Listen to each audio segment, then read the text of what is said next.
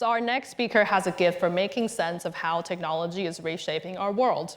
He's the founder of Exponential View, a global platform for understanding the impact of technology on society. He is regarded as a global thought leader and an expert voice on AI, energy, and other emerging technologies. Azim has advised everyone from the World Economic Forum to Goldman Sachs on these topics, and his ideas have been featured in the likes of the New York Times, Financial Times, and Wired. You'll also find a copy of his latest essay, Is AI a Bubble?, in your goodie bags. Now please join me in welcoming Azim. Two clickers, which one should I take? Thank you. Well, thanks so much for that kind introduction, which I think my mum might have written because it was so charming in a way. And it's amazing to be here. I was thinking back to when I first met Frederick more than 25 years ago. He was a young, dashing investment banker. And today, I think we can agree at least one of those three things remains true. You can decide amongst yourselves which one it is. Perhaps it's foolhardy to stand in front of a room of people who make long-term decisions, as all of you do as allocators, 10-year, 20-year, longer decisions if you're looking after a pension fund or a family office, to talk about the future. But in a way, Frederick teed us up by saying, well, look at where Felix was 10 years ago. And we know that it's possible to make good decisions about the future. So I'm going to be the foolhardy one who's going to try to dress up what might happen. I think one of the really interesting things that we are contending with today is, for many of us, the internet was zero gravity. It was massless. It was intangible. Do you remember the meme, Airbnb is a hotel company that doesn't own hotels? Uber is the transportation company that doesn't own cars. Well, that's not so true now. You're looking at this chart and you're thinking, what is this? Many of you are saying, well, that's the LP distributions from Felix over the last 10 years. Others are saying, oh, well, that's ChatGPT user growth. This is actually Microsoft's CapEx. And it's an exponential curve, pretty clearly, back to 1990. And you can see a couple of major inflections. The insane one back in 2007, as they started to invest in Azure, seeing the success of AWS. But of course, nothing compares to what's happened after ChatGPT. So we've now realized that digital is now, over the next 20 or 30 years, going to be this game of really, really deep, heavy lifting. And of course, it's not just Microsoft that is putting, well, $80 billion. I mean, I took all the bits off so you had to figure it out, but you know, $80 billion this year, more than that next year, and they're one of the companies with a lower growth rate in all of this. And it was more than 10 years ago when Mark Andreessen said, software is eating the world, and that was the notion, 2011, right, in the Wall Street Journal. Well, now software is demanding a new world. Mark Zuckerberg was quite pleased of this image. This is the planned Hyperion data center that Meta wants to build to serve AI, and it's bigger than Manhattan. So many of you probably worked in New York, and you can see that your offices will be squashed by Hyperion. Let's give a scale for what Hyperion is. It's going to draw 5 gigawatts of power. For those of you who are British, you know the sad and sorry story of the Hinkley C power station. Well, it'll be draw three times the size, as much power as that nuclear station will never produce when it doesn't come online. Hyperion will have 3 million GPUs in it from NVIDIA, graphics processing units, the AI accelerators. Again, to put that in context, this will go online between 2028 and 2029. NVIDIA's entire production of GPUs in 2022 would not fill this building. And in fact, that's just on an SKU count basis. Of course, the GPUs of 2022 were much physically smaller and much less powerful. And this is happening globally. This new infrastructure is being built everywhere. although heavily in the US, but in strange other pockets because we're constrained by power. So Johor in Malaysia is doing quite well out of this, and you're starting to see noises in Brazil and even in Nigeria where they can deliver the power. What's fascinating for me is that behind this are sovereign and sovereign wealth commitments. So nations are saying, we need to do this. We need to build out this infrastructure. And it's making it really difficult for the bankers. These bankers are all very linear in their thinking. They fear the exponential. So this is a snapshot of analysis that we did looking at the forecasts for AI or big tech capex. Essentially, how much the big tech company is going to put into data centers, dated back, frankly, we've just to spare your eyes, gone back to a couple of years. And you can see that they keep upgrading their forecasts. But the dispersion is so wide that we can pretty much say that nobody knows. My favorite is that in November 25, Goldman Sachs came out with something there in orange. And the same week, the Citi bankers in green just said, we give up. We'll just draw an exponential curve and stick it up there. What's going to happen? What's going to happen is that something's going to be spent. And money is already making its way into the generative AI ecosystem. We've done, again, a lot of analysis over more than 100 private companies and the big hyperscalers as well, deduplicating revenues. And our best estimate is that we're going to hit about $58 billion of revenues in this ecosystem in 2025, from less than like $1.5 billion in 23, and of course nothing in 2021. And as we exit 2025, the annualized growth rate is well in excess of 100% as we come out of this year. And of course, most of this value, if you saw the interview with Satya Nadella that went out on YouTube yesterday, is going to Microsoft. That's why he's so happy. But as we think out what happens over the next 3 years, we do think that there is a path to 2028, this being a $550 billion revenue ecosystem. And you can start to see the contours of that as it is emerging. Why do we think that? We think that because big companies are only just getting started. So they're all, the most advanced have a couple of good use cases, but that's only a small percentage of companies. All companies will get well advanced. The second is the dynamics within that have changed. There was some data from McKinsey that said a year ago, roughly 17% of C-suite execs who they surveyed thought that generative AI was already having a measurable EBIT impact on their businesses. 17%, considering ChatGPT was not even 2 years old. A year later, fieldwork done 1 year later, pegged that number about 39%. So that is a very, very rapid expansion across businesses. And of course, that means that laggards are now in there. So we think that there's a case there. But the second thing is that we haven't really seen outside of OpenAI and Anthropic, which makes Claude, any really big startups emerge in this space. We, apart from those two, and there are a couple of others nudging that number, there aren't really billion-dollar revenue companies that can say we are genuinely Gen AI natives, and I'm sure we will start to see those. And I've invested in a few, and what you see is incredible growth rates and incredible revenue retention because consumers really like these products. Of course, in this moment, there's this febrility of, are we in a boom or a bubble?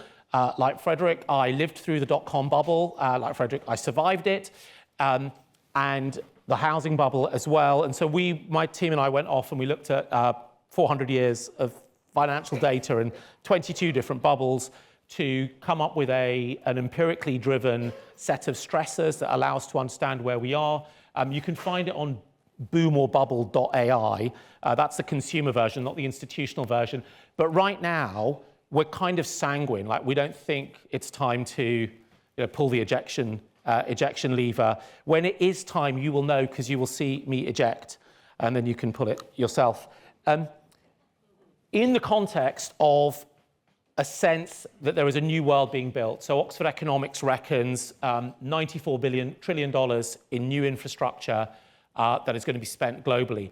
They reckoned this, by the way, before ChatGPT, and they haven't updated their numbers, so let's add an extra 10 trillion to that to build this new world, which starts at the bottom with physical infrastructure, from climate resilience infrastructure to energy distribution, generation, to distribution, to electrification of industry, to upgrading transport, and of course now an economy that will increasingly run within a computational fabric of all these data centers that are being built. What Sam Altman describes, when he describes a picture at this end of the slide, which is you'll walk past a smart mirror and you will tell it what you want, and somewhere, some system will make that thing for you, a sense of abundance. And abundance, as our previous speakers talked about, still leaves scarcities. And the question is, what are those new scarcities? So I have been the data guy now. This has all been data-driven and empirical, and there are Excel spreadsheets behind that. You can believe or not believe. I'm now going to be a bit of a wacky futurist and talk a little bit about what those scarcities might be in the context of Felix and the things that you look at. One thing that we have already started to see is a world that feels increasingly unstable. It is saturated. People's anchors of stability that we may have previously clung to, our religion, where we lived, who we thought we were, are really breaking down. And we've seen this happen over the last 100 years with rural to urban migration, amongst other things. At the same time, all the other traditional anchors seem to be weakening, whether it was media and our sources of trust. So one of the things that I think will happen is what I call new religion. So these are just any sense of identity that's built on conviction rather than fact to provide some kind of stability. And it is a response to the rapidity of the technology-driven change that we will be living over the next 10, 20 or 30 years. And so, although the underlying undercurrent is instability, our natural response will be to try to find some kind of stability, even if that is manufactured. Part of that might be, that's me by the way, what happens when trust atomizes and fragments. And the creator economy, in some sense, is about that self-sovereignty, where people start to believe and trust navigators who they think do a better job of things that you might consider a traditional brand. So in my case, the community of a few 100,000 people who read my work or listen to my work or ask me to come in and talk to them, whether they are asset allocators or boards or universities, for some reason, and I just take it from them, trust what I have to say over what they might get elsewhere. And so this sense that we're only at the beginning of self-sovereign creators as navigators of trust is a really important one. A question is, if AI systems get so good, at what point do AI systems come in and start to act as those navigators of trust because people prefer them? And if you look at your use of ChatGPT today, you might find little signals where you're thinking, I kind of liked the way ChatGPT told me that, and I'm not sure I'm going to check in with my spouse or my doctor or my this or my that again. And again, we're only at the foothills of that technology. So there is a question about how long the human as a mediator of trust, I mean, we know that brands are no longer mediators of trust, especially in media and in data. How long will humans remain that, and to what extent will people like me, for example, over the next 10 years, find ways of maintaining that validity in a world where the AI systems become better and better at giving you exactly what you need, or you exactly what you need, in a way that's authentic. The other thing will be the desire to find new sources of distinctiveness, because perfection is going to become very, very commonplace. And that's already what capitalism does. I remember when the first Sandro opened in London, or the first couple opened in London a few years ago. My wife quite likes Sandro. It's like a nice brand to wear. And now Sandros are everywhere. next to a Mahe and next to a Bash and next to an E&M, and you can pick up that 4 sets of clothes shops. You can drop it 20 times in the UK, in London, and right across New York, and it's exactly the same high quality but identical experience. And there will be a constant presence of digital perfection. So the Sora video that could show me climbing Everest as if I really did do it, spoiler, I haven't and won't ever, will start to be a very, very commonplace experience for people. And so that drive to find distinctiveness, which again, these trends anchor much further back than the arrival of ChatGPT. So the growth of vinyl sales, the pickup of vinyl records, the need to find artisanal products that have imperfections. I don't know exactly how distinctiveness will play out. I can imagine there being subcultures of people who say, we are distinctive by being identical to each other, because that in of itself is a hallmark of distinctiveness. There will be subcultures where people will reject the machine world because that is a way of marking themselves. They will be the new vegans, by the way, and they will let you know the instant you meet them. There will be groups who will privilege themselves by being cognitively expanded by the machines and by the systems that allow them to see the world not in 7 colors, but in 9, and not with 5 senses, but with 12 senses. And I think most obviously there will be limited run, human-infused products. I mean, the wonderful specs that the founders of Felix are wearing a great example of that. You know, it is the Bitcoin of eyewear. There's only a limited run of them, which makes them highly, highly desirable. And then the question is, what do we do when we've always thought about, you know, scale and profits coming from scale economics? And what are the innovations that go to help us drive that? And that's, by the way, I think why being identical might end up being appealing to people, because we'll all look so distinctive that you'll stand out just wearing an M&S cardigan. And finally, we are going to be overwhelmed. I mean, the red line is the amount of time we have as humans to consume stuff and live our lives. And the blue line is the number of digital signals that are coming towards us. And the tyranny of that attention drain is already something people are attending to. So there's Apple's priority notifications. I imagine that we will start to ask our AIs, if we choose to act as digital guardians, to sit in between us and that flurry of signals the way that your team might or your chief of staff might. But there's always this concern. You know, today ChatGPT does a great job serving us in the same way that Google did a great job serving us 24 years ago. And now it's clear that Google serves advertisers and it doesn't serve us. And so how do we prevent what Cory Doctorow calls the enshittification of this process? But there will be an opportunity for there to be guardians of our attention. So that's a whistle-stop tour. 10 years is a long time. I've been very brave and foolhardy, I feel, to go off and say all of that. Felix, of course, Frederick, you and your colleagues have got a track record of figuring out the next 10 years, so maybe you should have been the one standing up here and talking about this.